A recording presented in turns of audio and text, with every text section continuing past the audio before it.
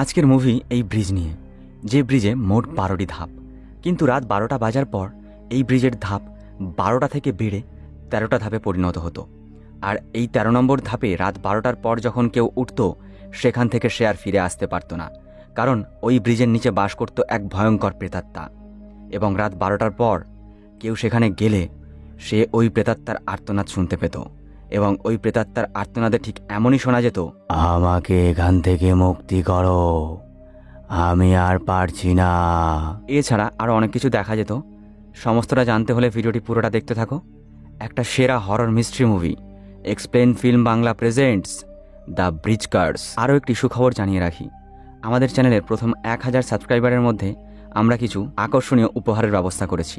তাই দেরি না করে এখনই চ্যানেলটি সাবস্ক্রাইব করে কমেন্টে জানিয়ে দাও তুমি কত নম্বর সাবস্ক্রাইবার, কারণ আমাদের চ্যানেলের প্রথম 1000 সাবস্ক্রাইবারের নাম আমাদের চ্যানেলের ডেসক্রিপশনে লেখা থাকবে সারা জীবন। মুভির শুরুতে তুংহু ইউনিভার্সিটির কিছু স্টুডেন্ট তাইওয়ান শহরের একটি ব্রিজে আসে, যেই ব্রিজটি ফিমেল ঘোস্ট ব্রিজ নামে পরিচিত।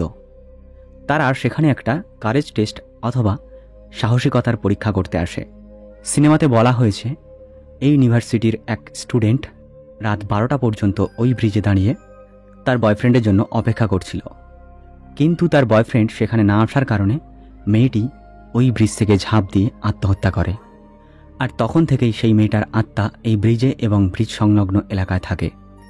স্টুডেন্টরা এটা মানত যে এই ব্রিজে 12টা ধাপ রয়েছে, কিন্তু রাত 12টা বাজার পর সেখানে আরও একটি ধাপ বৃদ্ধি পেত। এছাড়াও লোকে বলতো কেউ যদি মাঝরাতে এই ব্রিজের উপর দাঁড়িয়ে পেছন দিকে ঘুরে তাকায়, তাহলে সেই মেয়েটার আত্মা এসে তাকে নিয়ে যায় বা তাকে হত্যা করে। এইসব ঘটনার সত্যতা যাচাই করতে তুংহু ইউনিভার্সিটির 6 জন স্টুডেন্ট এখানে আসে, আর তারা সবাই এই ঘটনাটাকে রেকর্ডও করছিল।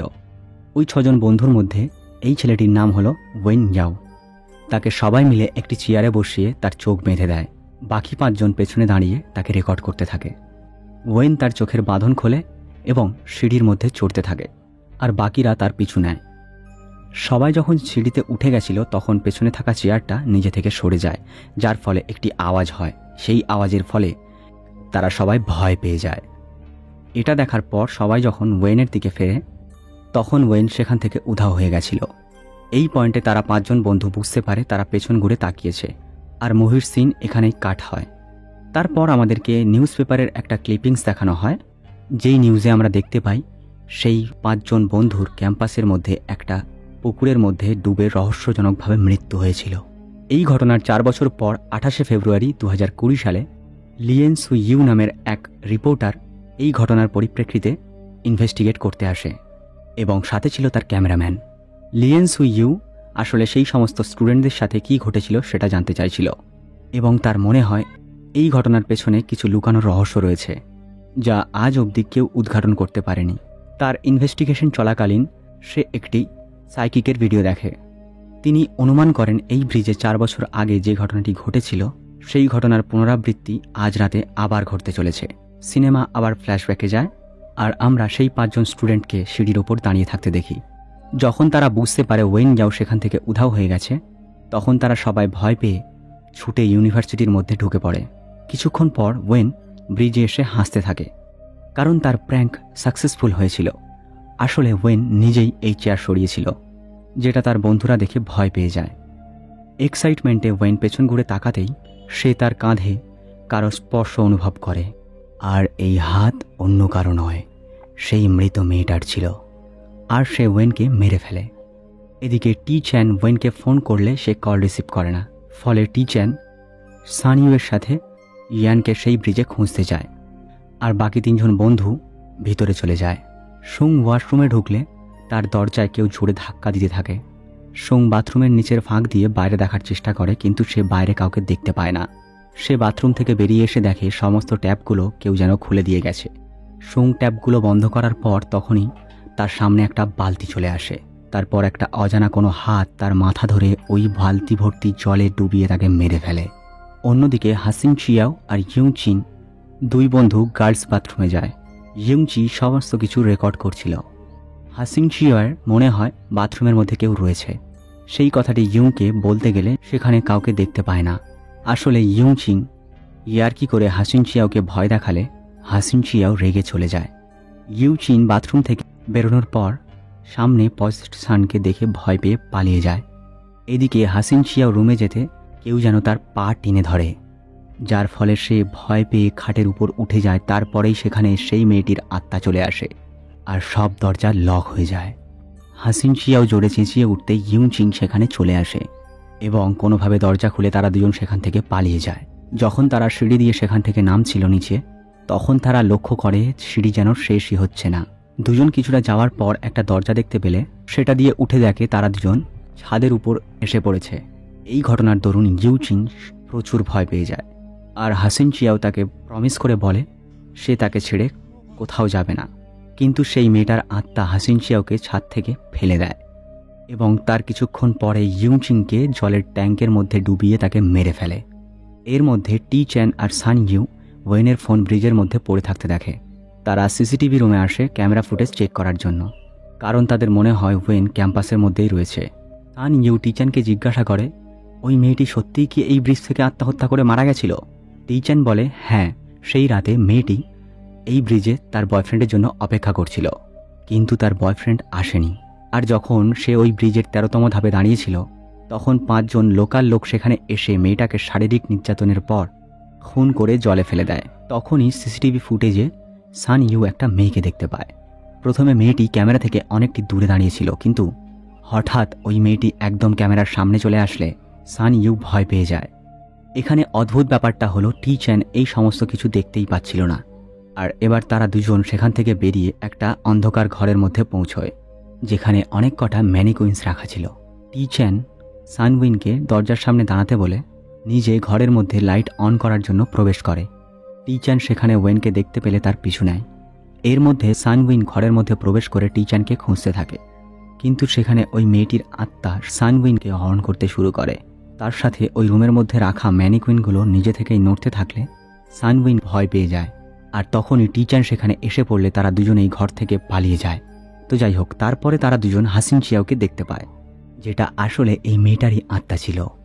সে টি চ্যান আর সান ইউকে তার পেছন পেছন আসতে বলে, আর সেই মতো তারা দুজন তার পেছনে যায়। কিন্তু কিছুক্ষণ পর তারা বুঝতে পারে হাসিন চিয়াও তাদের দুজনকে ব্রিজের দিকে নিয়ে যাচ্ছে। এটা বুঝতে পেরে তারা যতক্ষণে পালাতে যাবে, তখনই ওই মেয়েটির আত্মা পেছন থেকে এসে সান ইউকে হাওয়ায় উড়িয়ে নিয়ে যায়। এর মধ্যে আমরা দেখি আসল হাসিন চিয়াওয়ের জ্ঞান ফিরে এসেছে। সে আর দেরি না করে সেখান থেকে পালাতে থাকে। হাসিন চিয়াও যখন ব্রিজের কাছে পৌঁছয়, তখন সেখানে গিয়ে ইউচিনকে পজেসড অবস্থায় দেখতে পায়। ইউচিন হাসিন চিয়াওকে বলে সে তাকে কেন বাঁচায়নি। আর তখনই সেই মেয়েটির আত্মা ইউচিনের পেছনে এসে পড়তেই যখন হাসিন চিয়াও সেখান থেকে পালানোর চেষ্টা করে, তখন ওই মেয়েটির আত্মা হাসিন চিয়াওকে নিচে টেনে নিয়ে যায়। সিনেমা আবার প্রেজেন্টে শিফট করে, যেখানে আমরা দেখি লিয়েনকে সিসিটিভি ফুটেজ ইনভেস্টিগেট করতে। সে এটা জানতে পারে 2016 সালের সেই রাতে সেখানে 6 জন মেম্বার প্রেজেন্ট ছিল, কিন্তু নিউজে শুধুমাত্র 5 জনের মৃত্যুর কথাই বলা হয়েছিল। তাহলে সেই একজন কোথায় গেল? লিওন ঘরে রাখা কিছু স্টুডেন্টের রিইউনিয়ন ফটো দেখে সেই 6 নম্বর স্টুডেন্টকে খুঁজতে থাকে। এর মাঝেই লিয়েন ইউনিভার্সিটির ফাইল দেখে জানতে পারে যে ক্যাম্পাসে 2012 সালের রাতে ঠিক এই রূপ ঘটনা ঘটেছিল, অর্থাৎ তখনও ঠিক এরকমই 5 জন স্টুডেন্টের মৃত্যু হয়েছিল। কিন্তু এটাকে নিউজে কভার করা হয়নি। আর লিয়েন শুধুমাত্র 2016 সেই কেসটিকেই ইনভেস্টিগেট করছিল। কিছু ফটোগ্রাফস দেখে লিয়েন অনুভব করে 2012 আর 2016 হাসিন চিয়াও একটা কমন লিঙ্ক, অর্থাৎ হাসিন চিয়াও দুটো ঘটনাতেই প্রেজেন্ট ছিল। এই কথাটি লিয়েনকে ভাবতে বাধ্য করে যে হাসিন চিয়াও 2012 সালে কি করে বেঁচে গেছিল, আর 2016 সালে ঠিক সেই একই ঘটনার ফেস সে কেন করল। এইবার ঘটনা আরও একবার ফ্ল্যাশব্যাকে যায় এবং আমরা দেখি সান ইউকে পজেসড হাসিন চিয়াও ব্রিজের মধ্যে নিয়ে এসে মারবার চেষ্টা করছে, কিন্তু তখনই টি চ্যান সেখানে এসে যায় এবং সে হাসিন চিয়াওকে আটকানোর চেষ্টা করে, কিন্তু হাসিন চিয়াও সান ইউকে মেরে দেয়। ইউ চ্যান ভয়ে সেই ঘটনাস্থল থেকে পালিয়ে যায় আর হাসিন চিয়াও তার পিছু নেয়। টি চ্যান হাসিন চিয়াওকে ছেড়ে দিতে বলে আর তার বদলে সে সব কিছু করতে রাজি ছিল। হাসিন চিয়াও বলে আজকে 5 জনকে মরতেই হবে, আর সে টি চ্যানকে একটা ইঁট দিয়ে বলে আমায় মেরে ফেলো। সে যদি এটা করতে পারে তাহলে টি চ্যান বেঁচে যাবে। আর এর মধ্যে সেখানে ওই মেয়েটির আত্মা চলে আসলে টি চ্যানের ওপর অ্যাটাক করে। টি চ্যান কোনো উপায় না দেখে ইঁট দিয়ে হাসিন চিয়াওকে মারতেই স্ক্রিন ব্ল্যাঙ্ক হয়ে যায় তো সহজভাবে বললে ব্যাপারটি হলো হাসিন চিয়াও 2012-তে 5 জন বন্ধুর সাথে এই সাহসিকতার পরীক্ষা করেছিল। তখন সবাই মারা যাওয়ার পর যখন তার পালা আসে তখন মেয়েটার আত্মার সাথে ডিল করে যে সে যদি তাকে ছেড়ে দেয় তাহলে হাসিন চিয়াও 4 বছর পর 5 জন স্টুডেন্টকে নিয়ে সেখানে আসবে যাতে সে তাদের মারতে পারে। ফলে এই নেভার এন্ডিং প্রসেস চলতেই থাকবে। এই ডিল করে হাসিন চিয়াও 2012 সালে বেঁচে যায়, কিন্তু 4 বছর ধরে সে এই আত্মার কন্ট্রোলে ছিল। এখানে আমাদের শটে দেখানো হয় সে কিভাবে 2016-তে তার ফ্রেন্ডসদের ম্যানিপুলেট করে এই টেস্ট করার জন্য, আর এইভাবেই হন্টেড ব্রিজে এনে তাদেরকে মৃত্যুর মুখে ঠেলে দেয়। এবার সিনেমা পুনরায় প্রেজেন্টে ফিরে আসে, আর আমরা লিয়েনকে দেখি 2016-র কিছু পিকচার ইনভেস্টিগেট করছে। লিয়েনের ক্যামেরাম্যান তখন ব্রিজের দিকে যায়, কারণ সে এই ঘটনার সত্যতা যাচাই করবার জন্য 5 জন স্টুডেন্টকে এনেছে। কিন্তু যখন লিয়েনের মনে পড়ে আজ সেই রাত যেই রাতে 2012 এবং 2016-তে 5 জন মারা গেছিল, তখন সে তার ক্যামেরাম্যানকে এসব বন্ধ করার জন্য ফোন করে। তখনই লিয়েনের নজর একটা ফটোতে পড়ে, যেটা ছিল 2016-র সেই গ্রুপের ফটো। এখানে ফটোতে 5 জন ছিল: সান, লিউচিন, হাসিন চিয়াও, ওয়েন ইয়াও আর সান ইউ। কিন্তু তাদের ফটো যে তুলেছিল তার রিফ্লেকশন আয়নাতে দেখা যায়। লিয়েন এটা দেখে চমকে ওঠে, কারণ এই ষষ্ঠ স্টুডেন্ট টি চ্যান আর কেউ নয়, তার প্রেজেন্ট ক্যামেরাম্যান। আসলে যে ডিল 2012 সালে হাসিন চিয়াও মেয়েটির আত্মার সাথে করেছিল নিজের জীবন বাঁচাতে, সেই একই ডিল টি চ্যানও করেছিল 2016-তে নিজের জীবন বাঁচানোর জন্য। তাই সে এই ঘটনার দরুন বেঁচে যায়, আর হাসিন চিয়াও সেই ইঁটের আঘাতে মারা গেছিল। তখনই লিয়ান সেই মেয়েটার আত্মা কম্পিউটারের স্ক্রিনে রিফ্লেক্ট হতে দেখে, আর টি চ্যান অদ্ভুতভাবে তার পেছনে প্রেজেন্ট হয়। টি চ্যান বলে সে বেঁচে থাকার জন্য অনেক সাফার করেছে, কিন্তু আজ তার মুক্তির দিন। এই বলে সে লিয়েনের ওপর অ্যাটাক করে। তার পরবর্তী সিনে ওই ব্রিজে 5 জন স্টুডেন্টকে রেকর্ড করতে দেখানো হয়, যাদেরকে টি চ্যান কিছু টাকা দিয়ে এই টেস্ট করাতে রাজি করেছিল। টি চ্যান সেই সমস্ত স্টুডেন্টদেরকে রাত 12টা বাজার পর সিঁড়ি গুনে সেই সিঁড়িতে চড়তে বলে, আর শেষে পৌঁছলে তারা যেন পেছন ফিরে তাকায়। এবার সিন টি চ্যানের ক্রিপি স্মাইলের দিকে ফোকাস করে, আর মুভি এখানেই শেষ হয়। এবার তোমাদেরকে জানাই এই মুভির কিছু ইন্টারেস্টিং ফ্যাক্টস। আসলে এই মুভিতে দেখানো ঘটনা রিয়েল স্টোরি বেস ছিল, যার কারণে ইউনিভার্সিটির নাম এখানে চেঞ্জ করা হয়েছে। 2016 সালে তাইওয়ানের তুংহা ইউনিভার্সিটিতে লিলি নামের একটি স্টুডেন্ট এই ব্রিজের ঘটনা অর্থাৎ তাইওয়ানের এই আরবান লেজেন্ডের ব্যাপারে লাইভ টেলিকাস্ট করার প্ল্যান করে এবং রাত 12টার সময় এখানে আসে। সোশ্যাল সাইডে দর্শকরা খেয়াল করে তার পেছনে গাছের উপরে অদ্ভুত মেয়ের আত্মা বসে রয়েছে।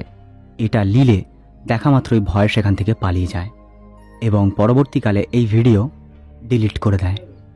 সমস্ত মানুষদের কথা অনুযায়ী এই রাতে এই ব্রিজে এক্সট্রা সিঁড়ির ধাপের উদ্ভব হয় এবং সেখানে যে যায় তাকে এই কলেজের এক ছাত্রীর আত্মা তাকে মেরে ফেলে, আর যার কারণে এই ব্রিজকে ফিমেল ঘোস্ট ব্রিজ নামে বলা হয়ে থাকে। তো বন্ধুরা, কেমন লাগলো আজকের এই ভিডিও কমেন্ট করে জানাতে ভুলো না।